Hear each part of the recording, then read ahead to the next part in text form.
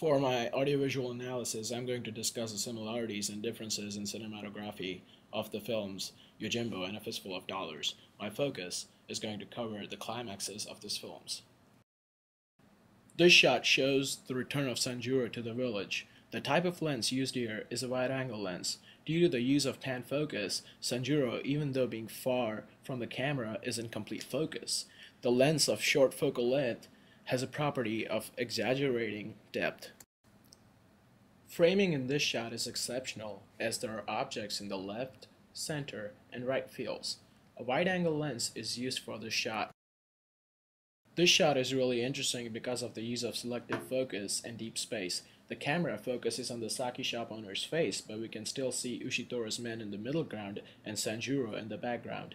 Deep space is a term for the way the filmmaker has staged action over several planes. As Ushitora's men and Sanjuro advance towards each other, we can see shot reverse shots that start with the long shots and advance to medium shots, showing their increasing proximity. Kurosawa makes the use of deep space again in this shot.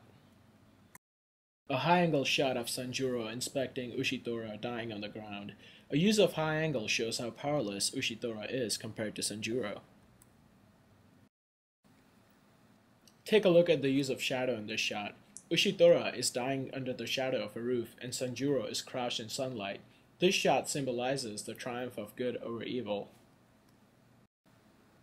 We now look at the climax of A Fistful of Dollars. This long shot of Clint Eastwood is similar to the long shot of Sanjuro we saw earlier. Leone has used a wide-angle lens to capture the deserted town and blowing dust. It gives the viewer a perspective of the upcoming events. A close-up is used to show a sense of panic felt by Ramon when he sees the man with no name walk into the town to take revenge. Ramon and the man with no name move towards each other. Leone uses close-up of their feet to show movement compared to the long and medium shots of the characters used by Kurosawa. Leone, like Kurosawa, has used deep space in the climax of his movie, as we see in this shot. Here is a point of view shot from the man with no name's position. The same point of view shot after the man with no name has killed Ramon's gang. After the man with no name shoots Ramon's gang, a close-up of the revolver is used to show the protagonist's great marksmanship skills.